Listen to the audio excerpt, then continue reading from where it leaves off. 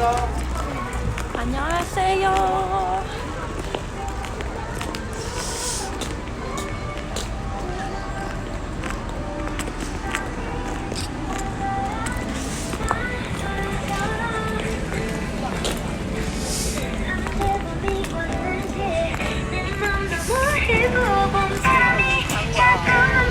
อุ้ยน่ากินอ่ะชูก้า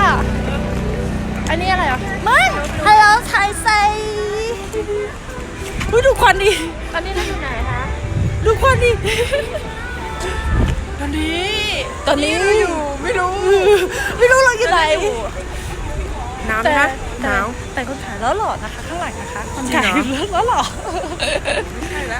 ใช่เดี๋ยวเราจะไปดูร้านชาไข่มุกนะคะเดี๋ยวรอไปดูกันค่ะคุณขายหรอว่าเรามีที่แอมนะคะเป้าหมายต่อไปคือร้านชาไข่มุกเจอกันค่ะบ๊ายบาย